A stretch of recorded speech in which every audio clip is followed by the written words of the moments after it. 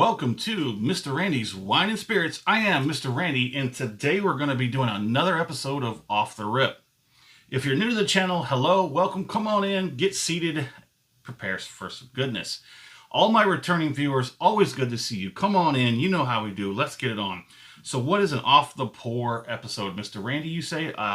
Okay, so part one, we get the bottle home. We crack it open, we have our first pour, and I share my first impressions with you because I love you. I absolutely love you.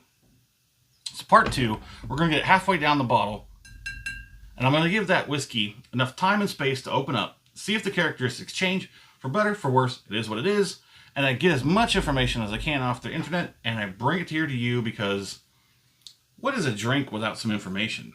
What's a little bit story behind this pour that would make it so much better, so much more enjoyable? So part three, the final pour, all the way down here, the last pour, maybe the last two pours, we're going to come back to it. We're going to see how does the very bottom of this bottle compare to the middle and the top. It is what it is. So let's go ahead and take a look at Old Tom Horan finest blended Irish whiskey, traditionally distilled and carefully blended to impart its subtle and distinctively unique flavors. This is a product of Ireland.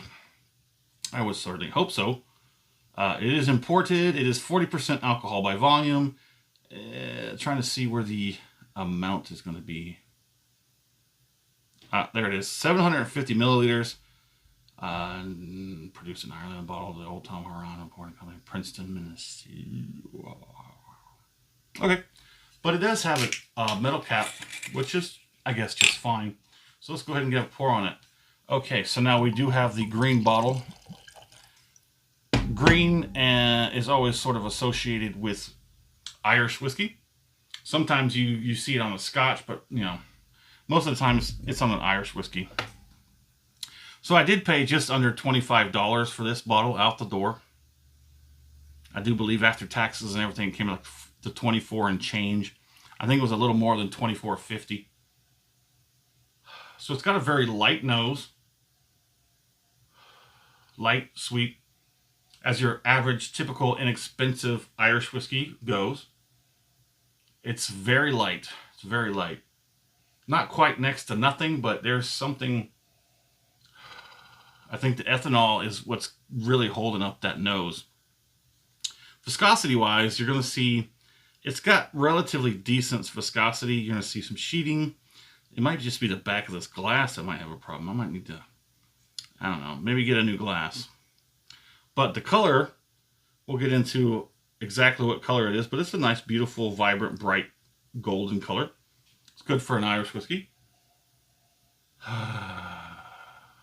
It's got a nice nose. Not offensive. Very light, though. Almost guaranteed not to offend. Like most Irish. Let's go ahead and get it on the palate.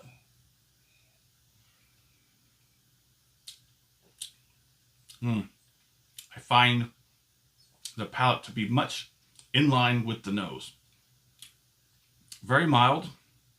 There is a light, beautiful, sweet tastiness to it. I'm thinking it's definitely going to be better halfway through because it's going to give it a little bit of time for it to open up. It doesn't necessarily need to smooth out. I think it's kind of compact. It needs to decompress, kind of open up a little bit. I think that this is probably going to be one of those bottles where it's much better halfway through, but the tail end of this bottle, the final pour, is probably going to be like lackluster. Let's go ahead and get one more on the palate.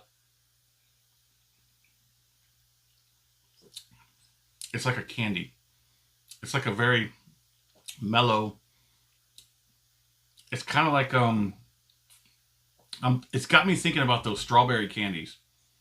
Those ones that look like they're little strawberries, like they're almost they look like they're pineapples, but it's the red, black, green makes it look like a watermelon or a strawberry. I'm sorry, yeah, it's more like the strawberry ones, but it's not strawberry. I don't know if that makes any sense, but it's like that sort of that weird off-putting sort of taste to it.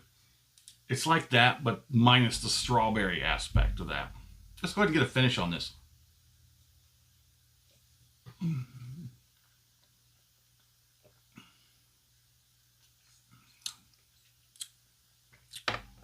I know that the viscosity is not giving you a whole lot to look at on the glass, but it translates moderately well in the mouth.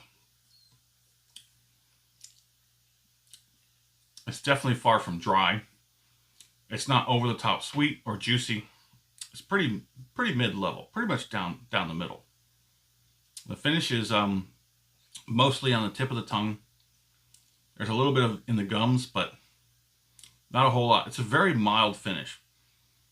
Now I expect that to translate to the halfway point, going to be kind of the same except turned down a notch. I don't expect the finish to get any better after this. But let us know in the comments, have you tried Old Tom Horan? Horan? Have you tried the finest blended Irish whiskey? I've seen that claim a few times, and I found that to be lacking. Well, let us know what you think in the comments. And as always, thanks for stopping by here at Mr. Randy's Wine and Spirits. Have a good one.